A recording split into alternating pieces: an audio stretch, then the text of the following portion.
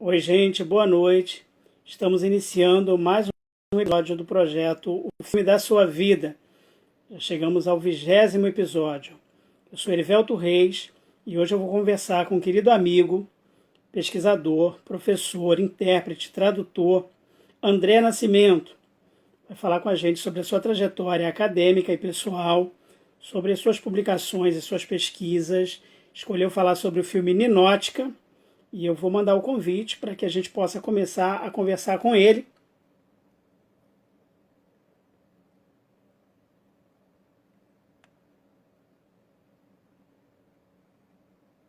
Deixa eu mandar o convite.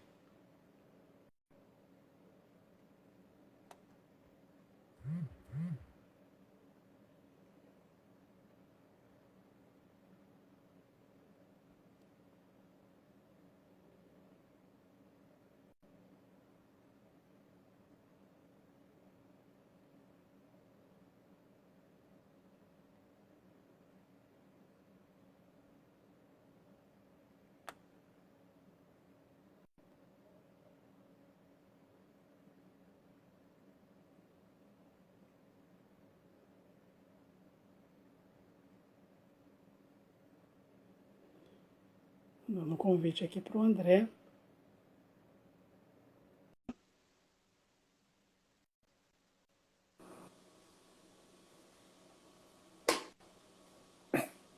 Oi, André. Alô? Boa Estou noite. conectado? Boa Tá? noite, tudo bem? Tudo ótimo. Te vejo, te ouço muito bem. Prazer falar com você. Começar agradecendo a você por ter aceitado participar do projeto, ter separado um tempo na tua agenda de pesquisa e trabalho para que a gente pudesse conversar um pouquinho sobre cinema, sobre teatro, sobre poesia, enfim, e sobre a tua carreira. Quero agradecer muito e abrir espaço para as suas considerações iniciais. Não, eu que agradeço, muito obrigado, obrigado pelo convite. Ah, o Rodrigo, tô vendo o Rodrigo. Eu estou muito feliz de estar aqui, muito obrigado mesmo. Também não sei por que eu estou aqui, eu acho que você é um pouco doido, porque vendo as falas anteriores, pensando no Flávio, Leandro, gente, o Flávio sabe tudo sobre cinema, Leandro também incrível, Jaime, Aline Santana, que foi indicada 2 vezes ao Grammy, e eu, né? Mas muito obrigado, é uma honra e uma vergonha carinhosa de estar aqui dividindo esse espaço com você e com todas as pessoas que passaram aqui. Muito obrigado por aceitar o convite para esse que é um encontro de admiração e de muito afeto, que é uma coisa que você sempre soube oferecer aos seus amigos, aos seus colegas, aos seus companheiros. Então, agradeço muito pela tua presença. Mas vou colocar você para trabalhar a partir da pergunta que tem sido o mote dos nossos encontros. André Nascimento, como é o filme da sua vida? Então, é uma comédia dramática, meio desorganizada, Ninótica, é um filme que foi lançado em 1939, um filme que tem toda essa questão do anticomunismo. Então, começa com a Ninótica sendo enviada para a França, porque ela tem que pesquisar e investigar os comunistas que estão saindo da linha, como diriam, dentro da França. E aí, de repente, a Ninótica, que é essa líder antes da década de 40, que é essa grande voz do comunismo sendo mandada de Moscou para controlar esses comunistas trapalhões, ela se apaixona por um dos grandes responsáveis pelo roubo das joias, né, que pertenciam naquele momento a Moscou. E o que acontece, como ela se apaixona por esse líder, ela acaba então saindo do seu direcionamento, é mandada de volta para Moscou, e esse grande então responsável, né, esse capitalista que está na França naquele momento, ele se empenha em trazer a Ninótica de Moscou, mas ele não pode viajar para Moscou, então ele começa a querer montar empresas para conseguir trazer a Ninótica de volta para perto de si.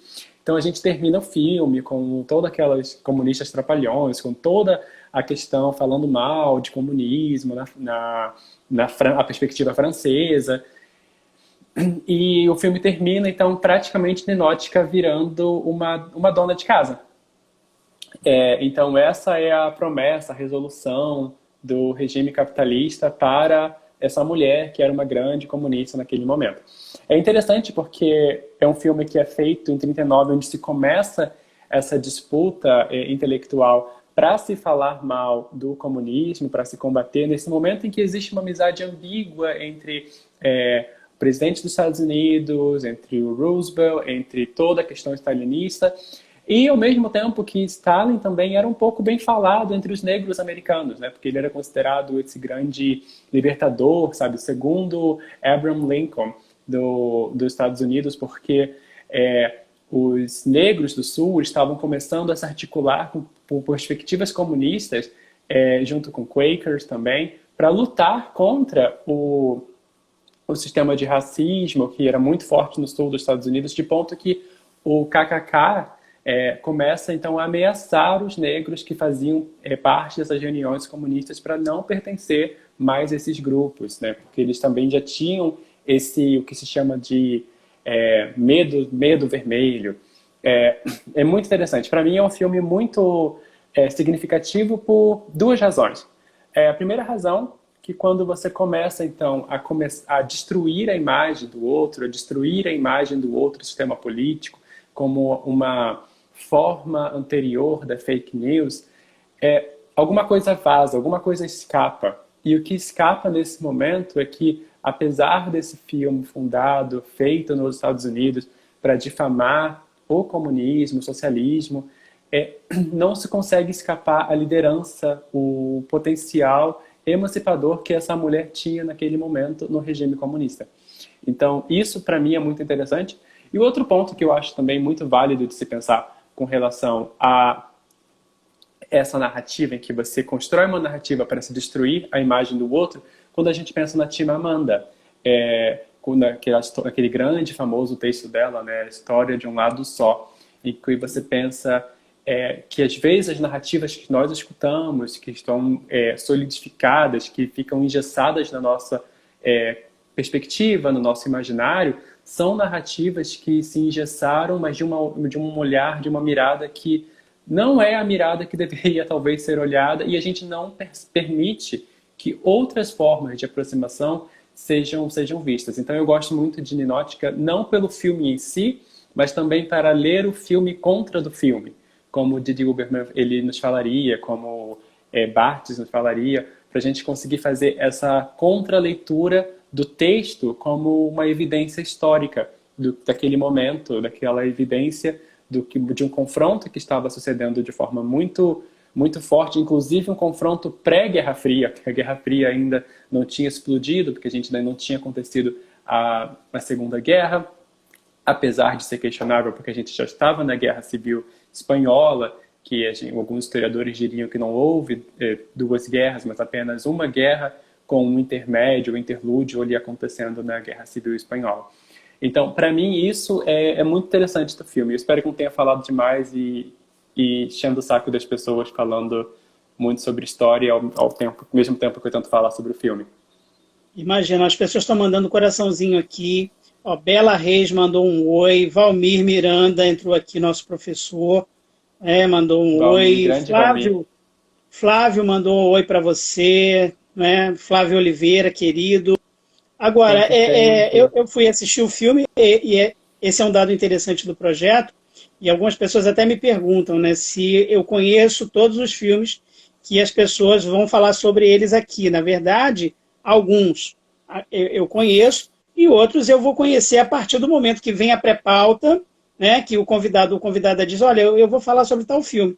E esse Ninótica, eu até escrevi de volta para você, olha, eu quero saber tudo, eu quero saber até a pronúncia, como é que eu vou pronunciar o título do filme, porque eu não conhecia, e fui assistir, fiquei assim, encantado, achei uma crônica desse período que você destacou muito bem, com bastante humor, mas com algumas marcas assim bastante dramáticas para mim. Até comentei com você nos bastidores a cena da saudação nazista na plataforma de trens, né, que já é ali, 1939, um prenúncio da preocupação e de todo o cenário que iria se descortinar depois.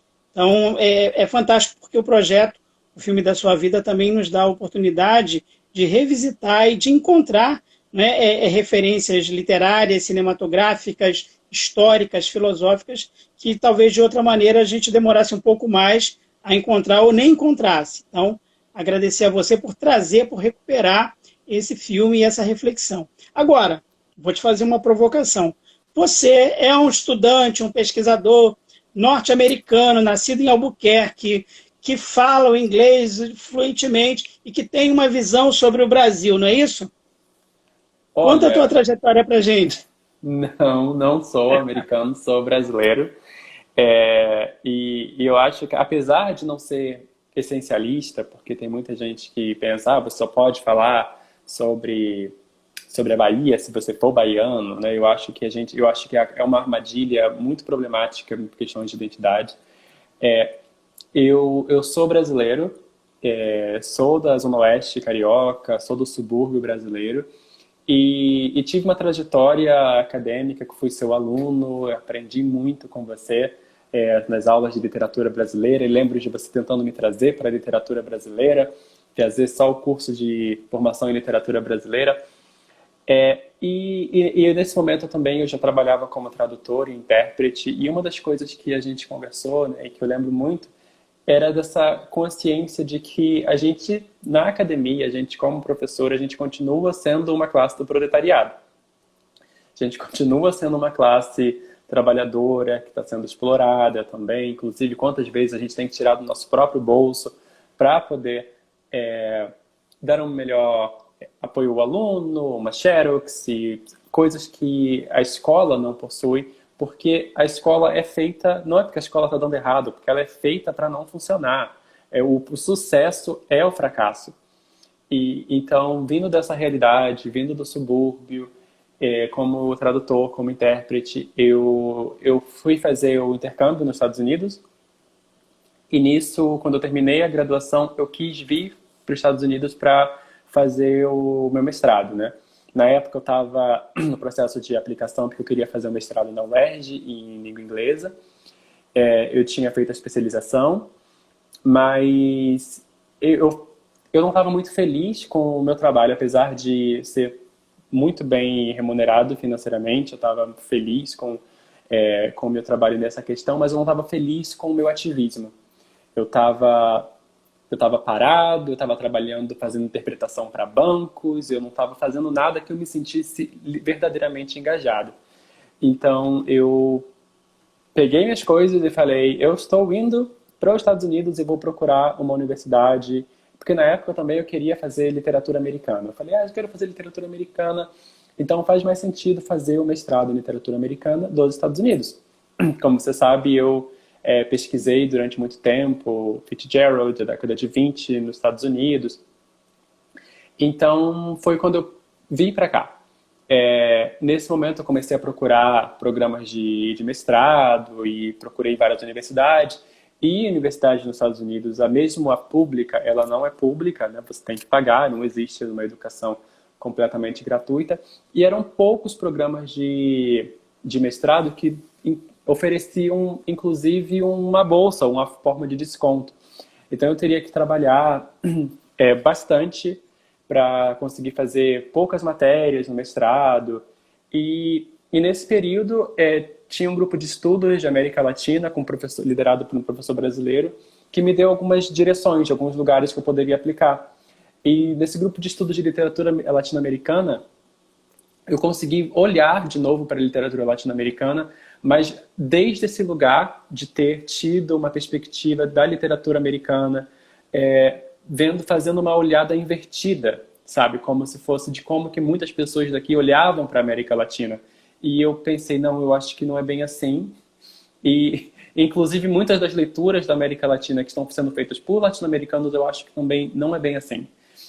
Então, eu comecei a mergulhar completamente na literatura, mas uma coisa que foi importante também foi que nesse movimento eu me distanciei muito da literatura, do intelectualismo, da intelectualidade, pela intelectualidade por si própria, sabe?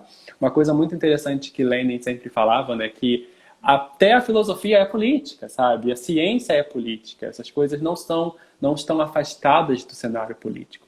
Então, eu comecei a perceber de como que eu posso trabalhar com esses textos e ver esses textos de uma perspectiva revolucionária. De pensar como que a gente consegue questionar esse discurso opressor, discurso de desmantelamento de direitos, em que nossa democracia ela é completamente uma estratégia liberal para se oprimir muita gente, com muitas características ditatoriais, autoritárias. Então, essa é a leitura que eu faço com a literatura, de pensar a literatura como uma imagem histórica, uma imagem que ela não é apenas de forma que você veja o texto através de, como a gente chama, de fazer uma leitura analítica, do que chamaríamos em inglês de close reading, mas de fazer uma leitura, às vezes, do texto contra o texto, e de ver o texto como evidência de exploração, evidência de desejo por emancipação. Então, é basicamente isso. E de lá do mestrado, eu fiz 2 mestrados no Novo México, um mestrado em literatura latino-americana, né, hispânica, e literatura brasileira. E eu passei para o doutorado aqui, eu faço doutorado em Cornell. Incrível, uma trajetória maravilhosa. O Flávio Oliveira está dizendo que você fez uma leitura belíssima do Ninótica, que é conhecido como o filme Onde a Greta Garbo ri. A cena da gargalhada lá do Ninótica.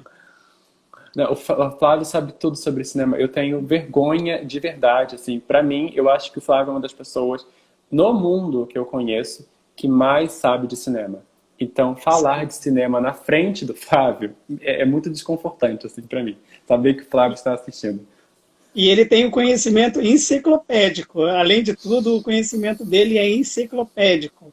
Desde os atores, é realmente incrível. Agora, André, eu fico pensando o seguinte. Acho que antes de sair para o primeiro mestrado, você já deixa um texto bastante inquietante. Você publica, na verdade, um texto bastante inquietante, que é um texto sobre Estação Carandiru, é isso mesmo? Uhum, Fala sim. um pouquinho sobre essa tua leitura do Estação Carandiru, do Drauzio Varela, se você puder. Claro, eu vou tentar lembrar bem desse texto. Foi um momento em que eu estava falando sobre questões de masculinidade desse texto, né? Era um texto que falava também, se eu não me engano, sobre encarceramento, de como que o encarceramento funciona como uma estratégia antidemocrática que exclui, que retira grande parte da população que supostamente deveria pertencer ao cenário do demos, que é o cenário do que a gente chama de construção de um povo para a distribuição da democracia, é retirada dessa participação política. Então, eu falo de como que existia também uma linguagem entre os prisioneiros, entre os encarcerados, de utilizar a violência como linguagem, porque era a única forma de você conseguir sobreviver. Então, era a forma de você construir a sua masculinidade através da degradação do outro. Então, e era a linguagem que eles haviam aprendido pelo próprio organograma do sistema. Então, a violência como a gente chama, das pessoas cumprindo pena, não era porque era uma violência porque eles eram violentos, mas porque era a linguagem que a sociedade comunicava, como eles poderiam e como eles deveriam articular a sua posição política, né, a sua própria existência. E eu tento também fazer um argumento de como que é importante a gente tentar imaginar uma sociedade além de prisões. Eu não tenho as respostas, mas eu acho que durante o nosso período escravocrata, era muito radical se pensar numa sociedade sem escravos. Eu acho que hoje, que inclusive Angela Davis nos fala, que talvez seria deveria começar a pensar nessa radicalização de que seria uma sociedade sem presídios. Incrível. Na tua pré-pauta, na tua pré-entrevista, e aí ainda há pouco na tua fala, você de alguma forma menciona isso novamente. Você fala sobre o potencial de luta do povo latino-americano. E você ainda há pouco meio que na entrelinha, ou coloca isso de uma maneira um pouco mais sutil, diz que alguns pesquisadores têm leituras equivocadas sobre o povo latino-americano, ou sobre a literatura latino-americana. Como pesquisador brasileiro estudando nos Estados Unidos, você sente coisas como preconceito ou então uma tentativa de silenciamento de uma leitura que possa revelar questões democráticas, libertárias desse povo? É uma tentativa de um consenso de uma literatura que seja vista como menor, porque talvez esse povo seja visto também como politicamente menor ou menos importante? É uma excelente pergunta. Eu nem sei, é tão complexa que eu nem sei como começar a responder nesse momento. Mas eu acho que uma das coisas principais que a gente escuta muito nos Estados Unidos é de ver o pobre, de ver o favelado apenas nesse lugar de vítima, de lugar subalterno, que não é tentando negar que existam articulações para que essa pessoa seja subalternizada, seja proletarizada, mas acaba que se constrói um discurso anti-possibilidade de organização, anti-possibilidade de, eu não gosto da palavra agência, mas de potencialidade de que exista uma luta contra, de você conseguir se organizar, de que existem formas de que as pessoas estão sobrevivendo todo esse tempo. E também contra os discursos de que na favela não existe arte, na favela não existe cultura.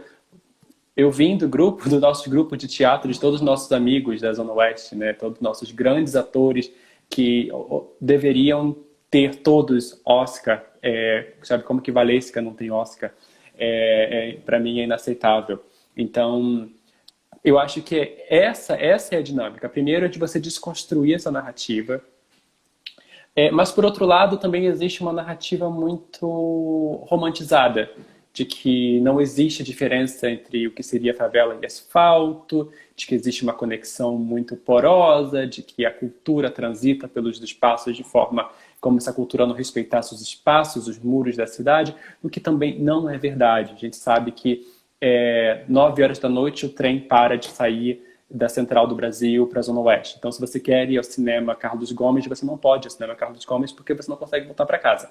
Então, existe também essas mentiras, né, que se conta, ou essa romantização, em que quando a crítica literária ela perde o chão da fábrica, o chão do proletário.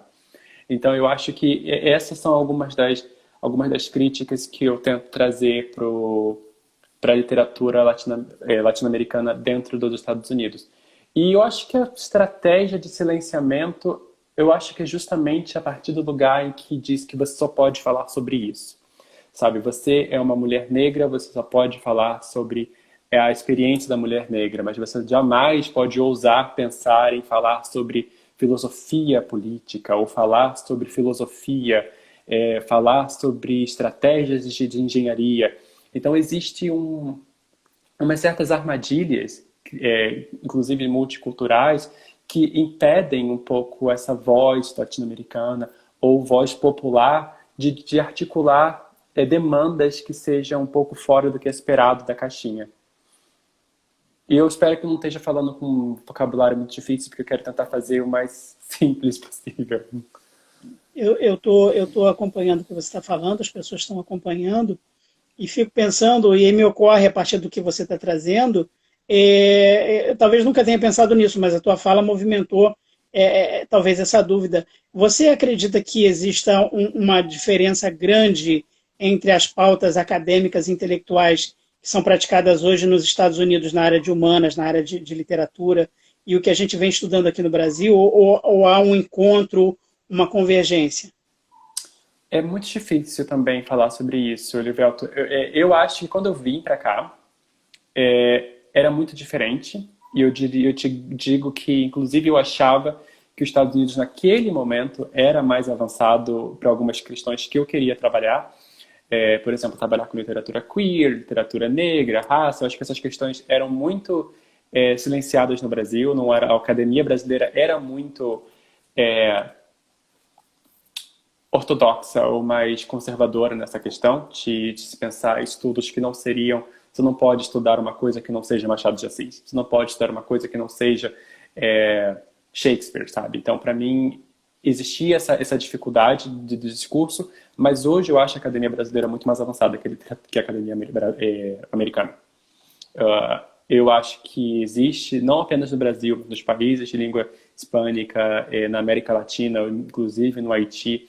O que tem se produzido na América Latina é de uma complexidade, de uma matiz intelectual muito mais complexa do que tem se feito nos Estados Unidos, a meu ver. Eu acho que a única diferença é...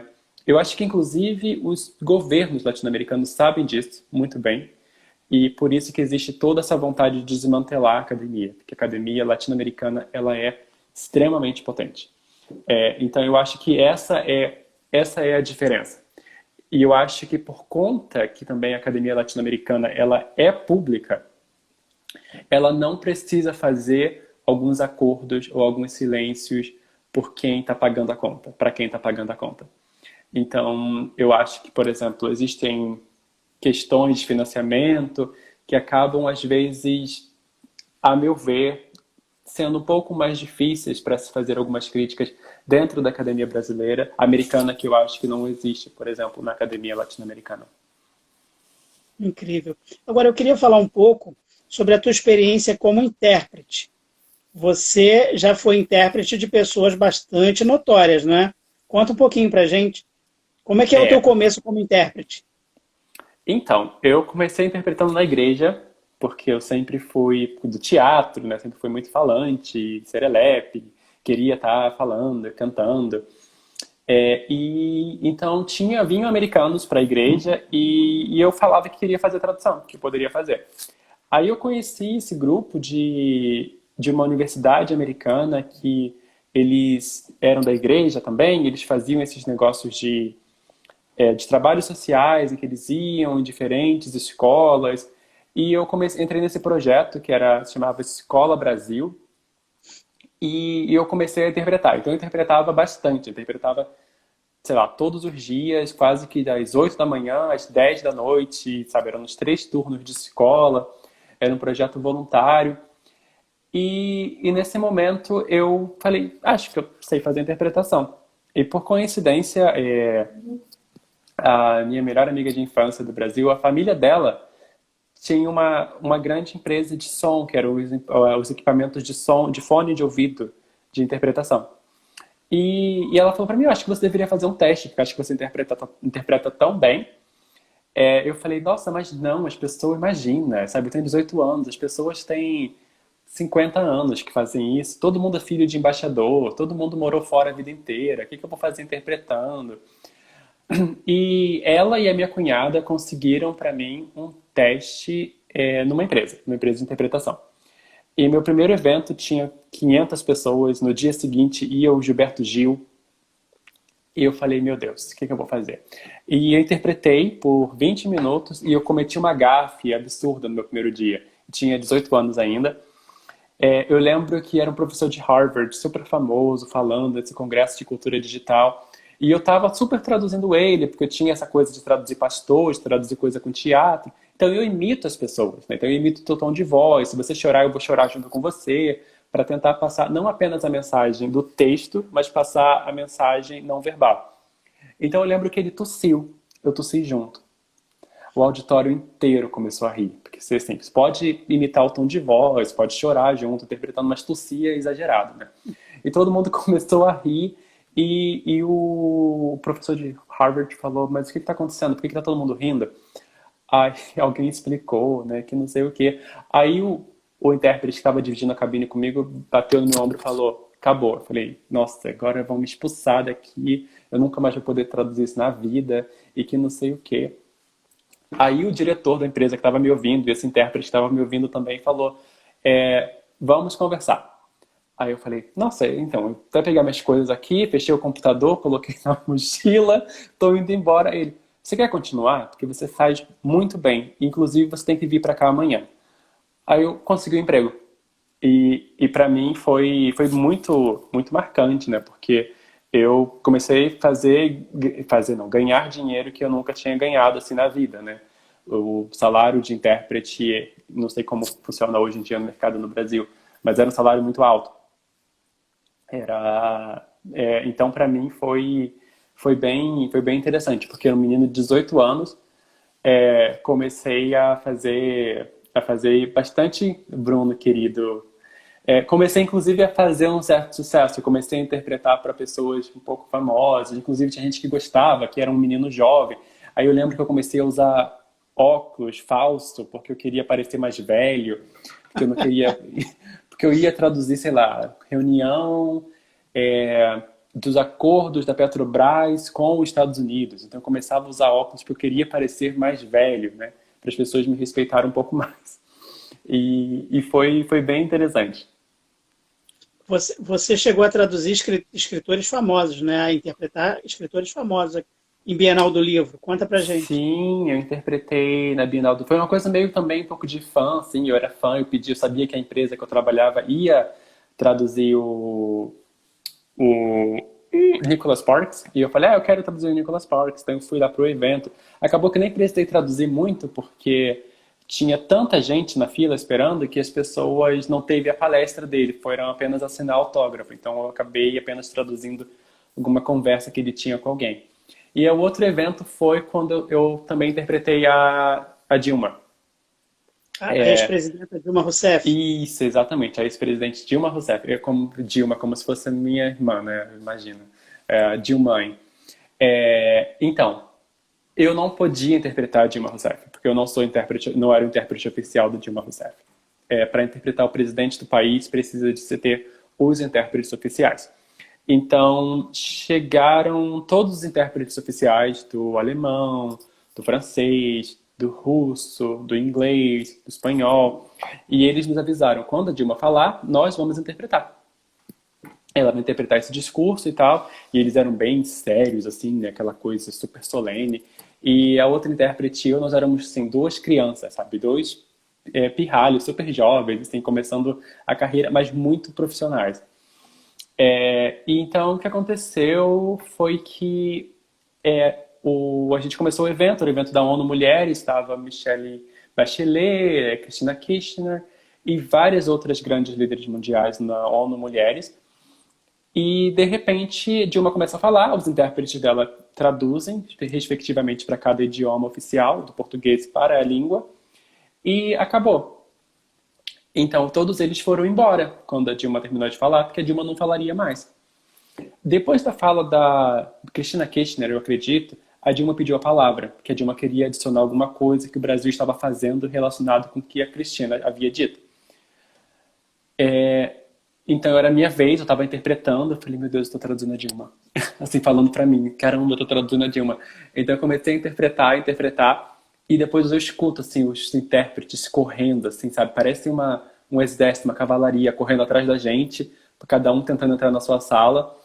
E depois tem esse intérprete que entra na sala e pede para eu passar para ele, e ele começa a fazer a interpretação da Dilma do português para o inglês. Caramba, deve ter sido uma baita emoção, né? Gabriela está dizendo aqui saudades, professor Erivelto. Maurício tá mandando um beijo para a gente, mandando abraço. Beijo, Maurício. Beijo, Gabriela. Gente querida, os colegas nossos que estão acompanhando, professores e professoras nos acompanhando. Muito obrigado. Agora, André, eu fico pensando o seguinte, você fala, em alguns momentos da tua fala, muito jovem, pirralhos, garotos, usa óculos para disfarçar. Uma carreira construída relativamente em pouco tempo, né? Boa parte dela já morando fora, e assim, já há algum tempo fora do Brasil? Você já está há quanto tempo fora do Brasil? Eu quero dizer, eu acho que tem 7 anos. Você sabe que o Brasil mudou bastante nesse tempo, né? Eu queria perguntar a você como é a visão que você tem do Brasil, né? Morando esse tempo todo aí fora, estudando, trabalhando, e que tipo de notícias, né? Você falou para mim em off que você se preocupa e lê sobre o Brasil todos os dias, mas que tipo de notícias chega com mais destaque aí para você sobre o Brasil nesse tempo que você está morando fora, estudando e trabalhando? Então, por muita sorte, eu não... E por falar português, eu não acompanho muito o que sai na notícia, no noticiário norte-americano. Eu sigo jornais brasileiros que a gente lê, a gente sabe qual jornal que a gente pode ler, qual jornal que a gente não deve ler. Então, eu sigo o noticiário brasileiro. Mas o que chega aqui para os Estados Unidos é que por exemplo, eu lembro que quando eu cheguei em 2016, teve uma situação muito engraçada, que eu fui num jogo de beisebol e estavam dizendo que a gente ia ganhar uma camisa, então tinha uma fila. Aí, então eu fui na fila porque era para ganhar uma camisa, então a gente entrava numa sala, quando entrava numa sala não tinha camisa nenhuma. Tinha esse moço que era para ser famoso, ele é muito famoso inclusive, ele era o personagem principal da série Better Call Saul. Eu acho que é melhor chamar o Saul, é uma série ligada ao Breaking Bad. Eu nunca assisti a série. E tinha ele lá, eu falei, gente, mas o que você não tá fazendo? Cadê a camisa, né? Mas supostamente era para tirar uma foto com ele e você ficar feliz. Eu falei, enfim. Mas eu lembro que ele falou pra mim assim, o que você tá fazendo aqui? A gente começa a conversar, né? Bater esse papo, porque eu acho que ele ficou confortável de que eu não sabia quem ele era. Então a gente bateu um pequeno papo e eu falei pra ele, é meu segundo dia aqui nos Estados Unidos, eu vim pra fazer mestrado. Aí ele, nossa, o que você tá fazendo aqui? O Brasil é incrível, tá acontecendo os Jogos Olímpicos, você deveria estar lá, e que não sei o quê. Eu só contei isso, essa história com esse ator do Breaking Bad, do Better Call Saul, é que hoje, todas as pessoas que vêm falar comigo sobre o Brasil, as pessoas falam, André, o que está acontecendo no Brasil? O que deu errado? O que está acontecendo? Por que aconteceu isso? Então eu acho que acontece muito das notícias que a gente está chegando aqui, que chegam aqui nos Estados Unidos, são notícias muito assustadoras também com relação à organização democrática, a possibilidade de um fascismo dos trópicos, como a gente escuta. Então é bem desorientador e bem revoltante ver que todo o nosso crescimento em questões de igualdade, que tudo isso, inclusive investimento em universidades, investimentos em escolas, que tudo isso tem sido ativamente, porque antigamente era meio que assim, vamos fingir que não está, vamos acontecer, sabe, não investir. Hoje é intencional. Queremos privatizar, queremos fechar. A universidade não deve ser para todos, escola também não, para quê? Então é muito assustador a gente chegar e ouvir todas essas notícias, né, que não são acidentais, né, que são coisas que estão sendo planejadas. E não é, eu diria também, Erivelto, que não é novo, né? Porque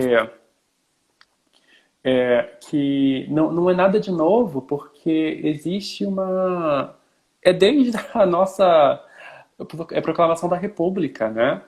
De que o Estado ele é interceptado, ele é utilizado para você oprimir, para você tirar direito do outro.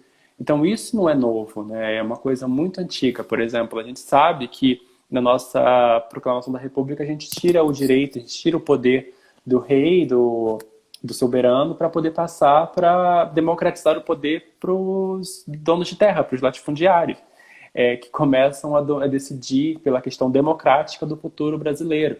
A gente sabe que toda essa gente, que eram os donos de terras, né, os latifundiários, foram recompensados pelo Estado porque eles perderam os seus escravos.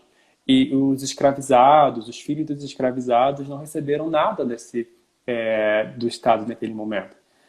E não é porque o Estado, na minha opinião, é essencialmente ruim, mas é porque o Estado é utilizado como ferramenta contra as pessoas mais pobres. Então eu acho que é isso, que não é uma coisa nova, que a gente fica pensando também, é uma coisa do Bolsonaro. Não, é um projeto muito antigo, e que o Bolsonaro é um dos sintomas desse problema, mas é um sintoma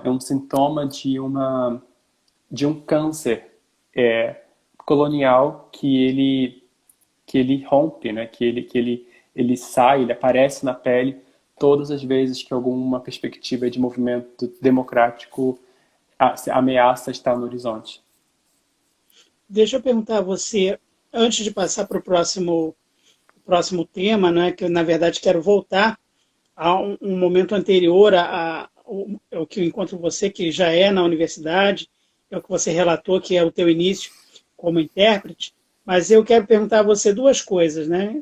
Como é que está para você aí a situação em relação à pandemia, e se você pode confirmar ou se você pode negar que já há uma perspectiva de mudança após a transição do presidente anterior para o presidente atual. Porque o que chega para a gente aqui, o que parece, é que houve uma mudança da água para o vinho. Saiu aquele que tentou a invasão ao Congresso, aquela coisa toda, e que o Joe Biden são novos ares. Isso é verdade? Você confirma? E como é que está para você a pandemia? Você já se vacinou?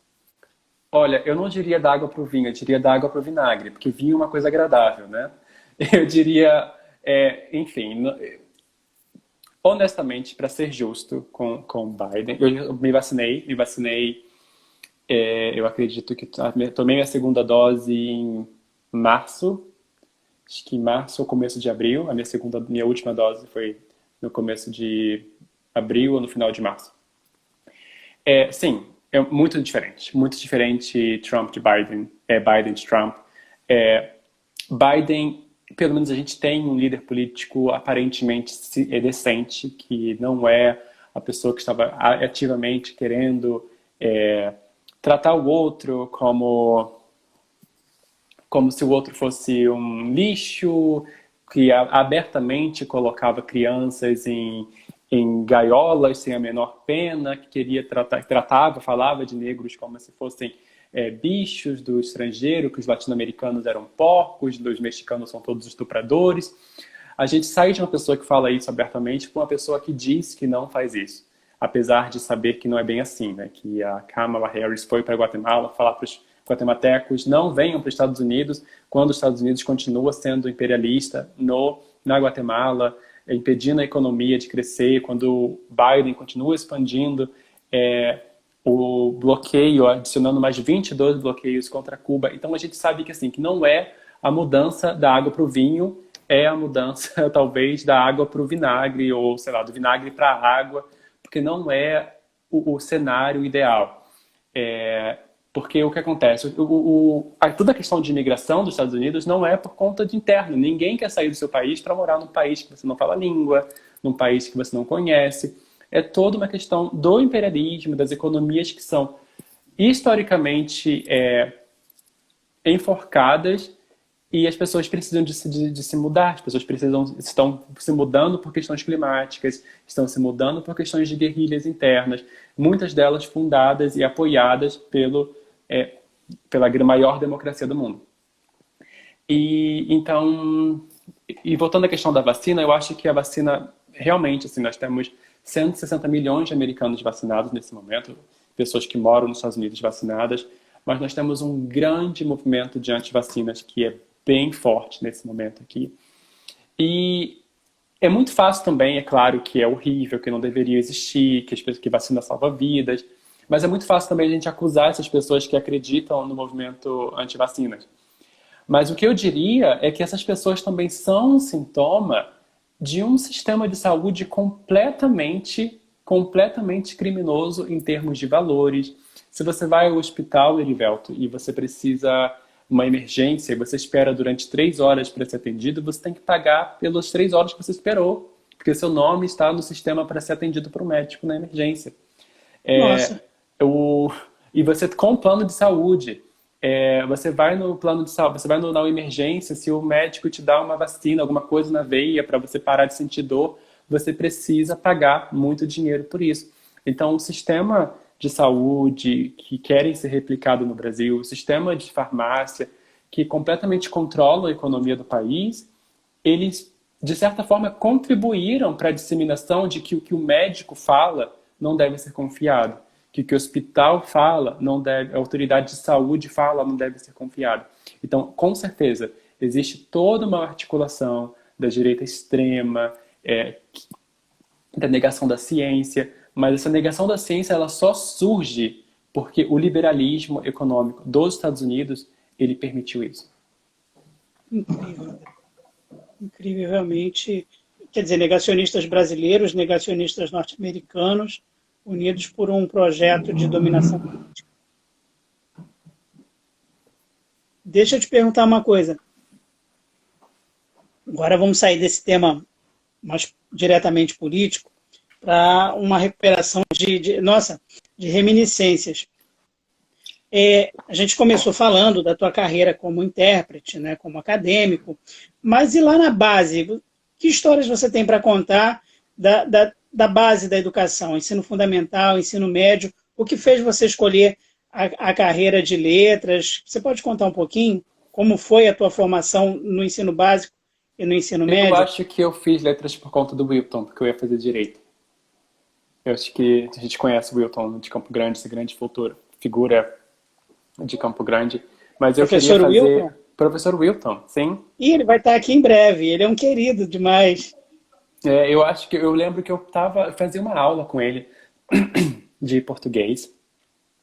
E eu lembro para ele que eu falei para ele, tô em dúvida entre dois cursos. Eu quero fazer ou direito ou português. Porque eu gosto muito de língua, eu gosto muito de falar, gosto muito de escrever, e gosto muito de ler. Então eu acho que eu quero fazer ou direito ou letras. Ele falou, faz letras e eu acho que faz mais sentido, me explicou as razões que ele achava mais importante.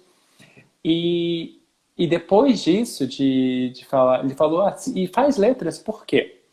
Porque, especialmente porque você, vindo de uma família proletária, se você fazer letras, é muito mais fácil você conseguir um emprego, e você consegue, então, sustentar a sua carreira como advogado, fazendo direito. Até mesmo porque muitas pessoas fazem direito e acabam não conseguindo exercer porque não conseguem ter esse suporte financeiro para conseguir impulsionar a sua carreira. Então, eu acho que se eu fosse eu faria isso. Eu acho que seria interessante você fazer também. Então, foi isso que eu fiz. Eu lembro que durante o ensino fundamental, não tinha escola, assim, não tinha escola pública, não tinha vaga em Campo Grande para mim. Então, minha mãe, né, meu pai com essa dinâmica dele, meu pai sempre fazia muita greve no trabalho, né, ele era líder de greves. Então, minha mãe foi, né, na CRE, falar que se eu não tivesse escola, não teria como estudar, que talvez a CRE teria que pagar uma escola para mim. E nesse momento, parece que surgiu uma vaga, porque imagina que eles iam querer pagar a escola para mim. Então, nessa vaga que surgiu, era uma vaga numa escola em frente à CRE, que é a Escola Venezuela. E nessa época que eu estava estudando, tinha uma parceria com o governo francês, um projeto de língua. Então, a gente tinha que aprender espanhol, porque a escola era o nome da Venezuela, mas tinha essa parceria francesa. Então, a gente estudava francês de tarde. Então, eu meio que me apaixonei por línguas, eu fazia curso de inglês. Então, foi quase esse momento instantâneo, assim, de conexão com outras culturas, com outros países, de ver pessoas vindo da França, sabe, que vinham participar da escola, era bem interessante, sabe? Então, você podia falar, a gente começava a falar francês, sabe, na escola. Era bem, bem interessante. E foi isso. Então, depois dessa escola, eu passei para o ensino médio, né? Então, dali eu fui para fazer ensino médio. Eu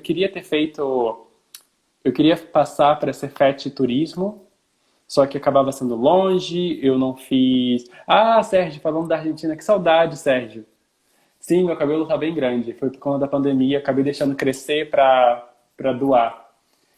Então, eu fui pro Raja e o Raja tinha a Ofélia Ferraz, não sei se você conhece, se não, deve conhecer. É uma das figuras, é uma pessoa incrível, que é uma grande referência para mim, que é minha amiga até hoje. Às vezes eu falo com ela do meu projeto de doutorado, o que eu quero fazer.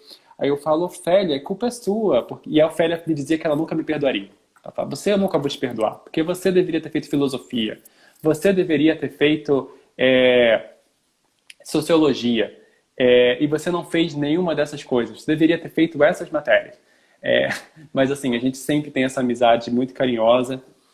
E é isso. Então foi dali, o Raja tinha nessa época, por conta da Ofélia, a semana de sociologia do Raja, que tinha grandes professores da UERJ, da UFRJ, os maiores catedráticos que nós temos, pensando literatura, sociologia, filosofia brasileira, vinham a essa escola. Eu aprendi muito com eles, porque a Ofélia sempre me convidava para participar, eu estava sempre na casa da Ofélia. A Ofélia foi uma grande mentora. E eu lembro que no meu mestrado, eu fui para uma palestra de uma professora super famosa aqui nos Estados Unidos, falando sobre sobre Canudos. E a palestra, todo mundo achando incrível. Eu falei, não, gente, mas ela tá completamente errada, sabe? Porque aí o povo, como assim, André, que você tá falando que essa autoridade tá errada? Não, porque eu aprendi isso no Raja. E assim, eu sabia que o que eu tinha aprendido no Raja era muito mais consolidado, teoricamente, por conta da figura da Ofélia, por conta da figura da Luitgard de Cavalcante, que é essa grande antropóloga brasileira, que é a maior especialista de Canudos do mundo. Então, para mim, foi muito, muito importante essa experiência, sabe, na escola pública brasileira.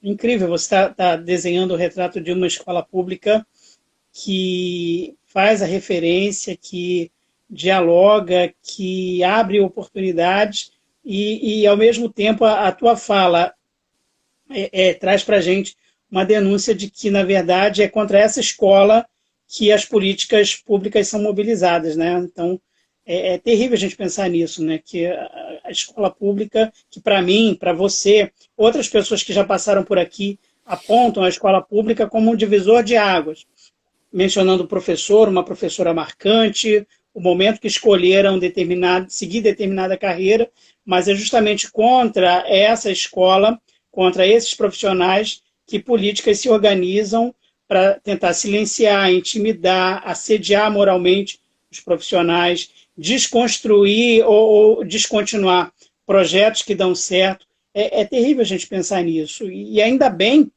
que você teve essas pessoas, né? E isso é fundamental, é importante. Agora eu fico pensando o seguinte, na pré-pauta, eu estou lendo aqui, você aponta um gosto bastante eclético para a música, que vai de Chico Buarque a Mariah Carey. E você mencionou, né, as tuas andanças com teatro, os teus estudos, enfim. Você canta, você já atuou cantando, fala um pouquinho, e você fala também da tua relação com a poesia. Então, eu tenho que acertar em algum momento da pergunta para extrair alguma coisa. Ou um poema, ou um trechinho de uma música, ou um trecho de uma peça de teatro. Fala um pouquinho da tua relação com a arte. Então, acho que minha relação com a arte também foi dessa, acho que começa no Venezuela, né, que eu tinha essa professora incrível, que era também uma advogada, e ela era professora de teatro, e ela só trabalhava com teatro grego com a gente, ela só queria fazer teatro grego. Então eu lembro que eu fiz Andrômeda, eu lembro que eu fiz Antígona, eu fiz o Rei Midas, eu era o Rei Midas, que eu tinha a orelha de burro.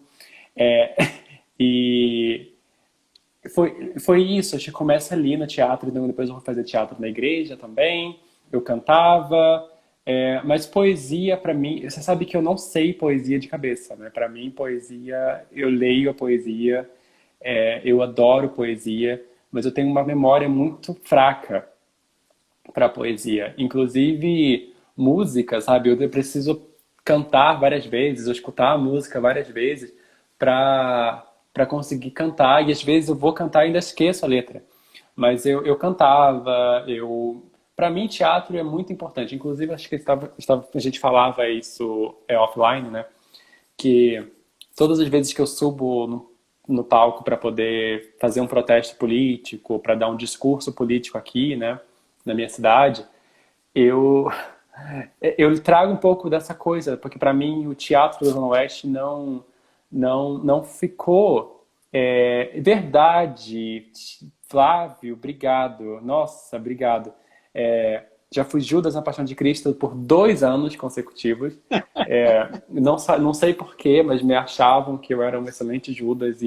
Não, o André tem que ser o Judas, porque o André incorpora o Judas perfeitamente.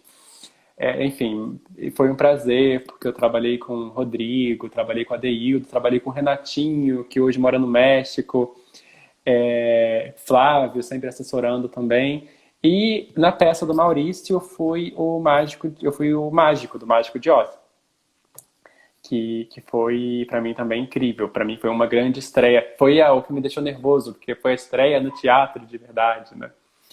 E para mim era incrível. Eu amo todo mundo, todas essas pessoas da Zona Oeste, para mim são muito, muito marcantes. Então, como eu dizia, quando eu vou nessas minhas trajetórias políticas, de movimento social, eu não penso que o teatro da Zona Oeste ficou no meu passado, né?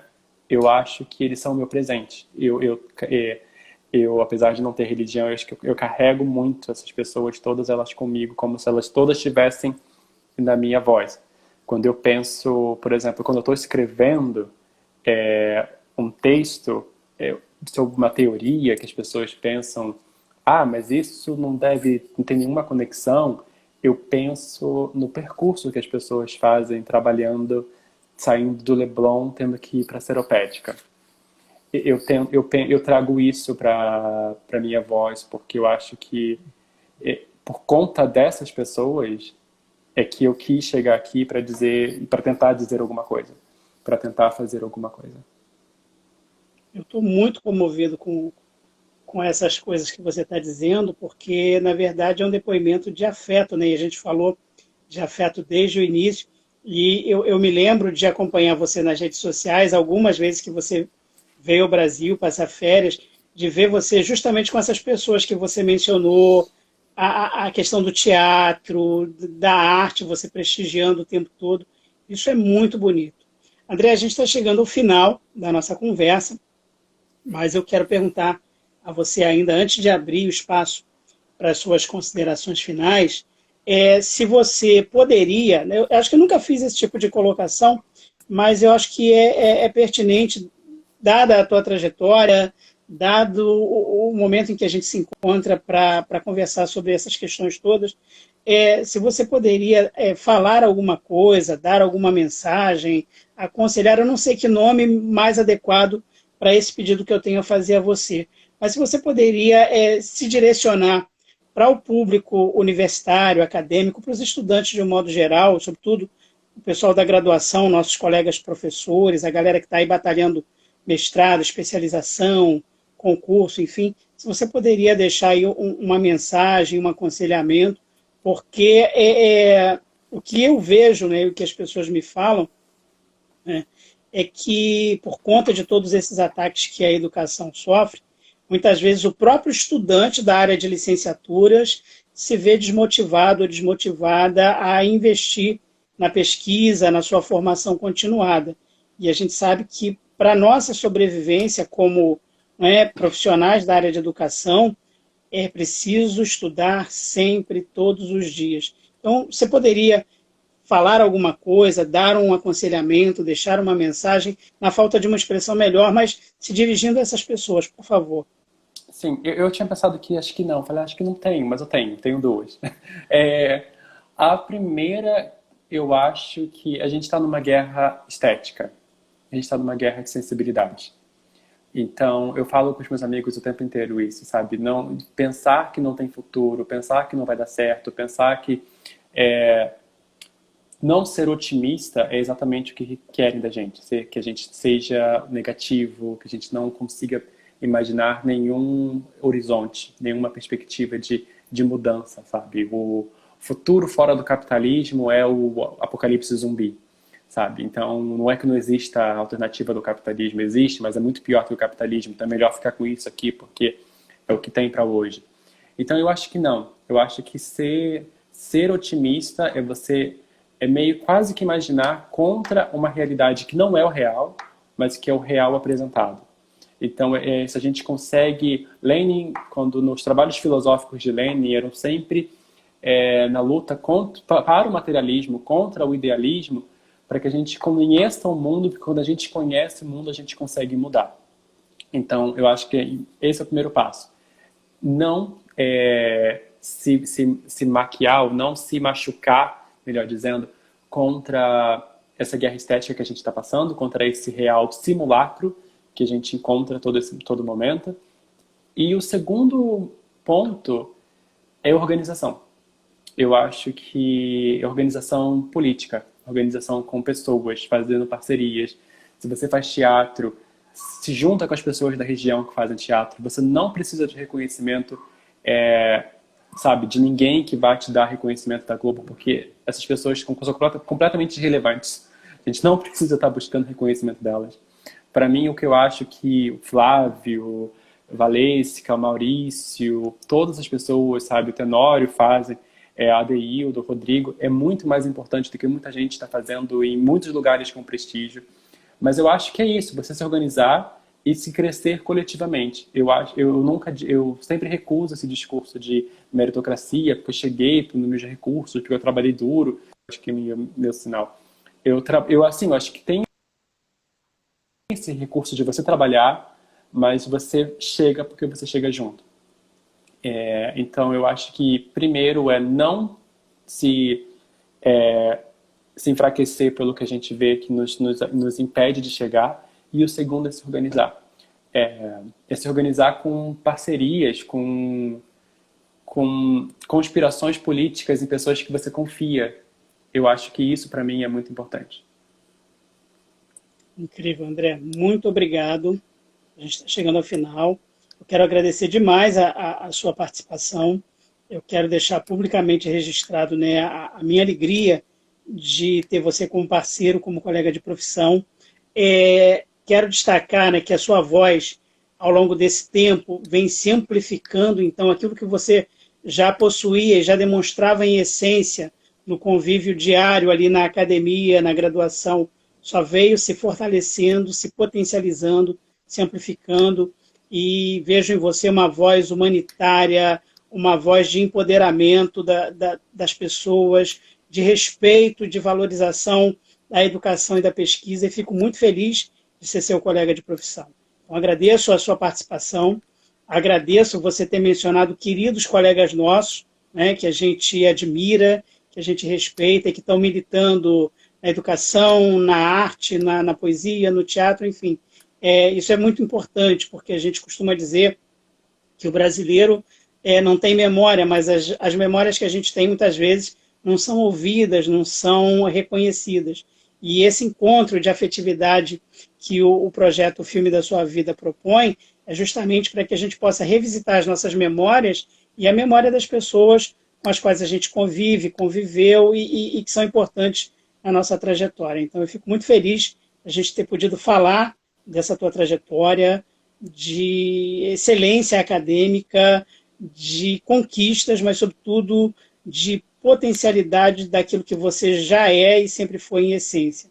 Muito obrigado. Aproveito, antes de passar a palavra para as suas considerações finais, para convidar você e as pessoas que estão nos assistindo para que na próxima segunda-feira acompanhem o 21º episódio do projeto Filme da Sua Vida. Eu vou conversar com a professora e pedagoga Gilda Batista. Ela vai estar aqui falando da sua trajetória. Ela vai falar do filme Mesmo Se Nada Der Certo e vai contar um pouquinho da trajetória acadêmica, das histórias de sucesso que ela vem compartilhando nas redes sociais dos seus ex-alunos, né, que estão ingressando nas carreiras aí na vida acadêmica, enfim. Ela vai falar um pouquinho disso para a gente também.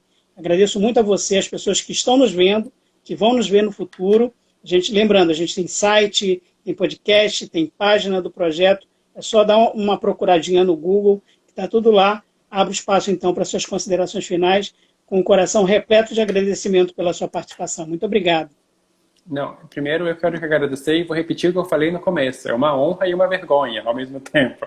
É uma honra estar aqui para dividir esse espaço com todas as pessoas que passaram antes de mim e que chegarão aqui. Pessoas com conhecimento de cinema do Flávio ou com a indicação do Grêmio da Aline Santana. Para mim é uma grande honra dividir esse espaço com você. Eu aprendi muito com você e tenho muito orgulho disso. E muito obrigado por quem nos escutou, quem nos vai escutar. E é isso, eu estou muito feliz, obrigado pela atenção. Eu estou sempre disponível, sempre que você precisar dos seus projetos, me convida e vamos fazer, como dizia, nossa conspiração, trabalhar juntos. Eu acho que é isso que é o que me motiva. Muito obrigado, saúde, sucesso para você, muito boa sorte. E quando voltar ao Brasil, quando vier, depois de passar a pandemia, espero que a gente possa se reencontrar pessoalmente. Eu te dar um abraço e agradecer por essa conversa maravilhosa e parabenizar por essa trajetória. Muito obrigado. Claro. Um beijão. Tchau, tchau. Beijo para você. Um abraço, gente. Um abraço, André. Fiquem com Deus. Tchau, tchau.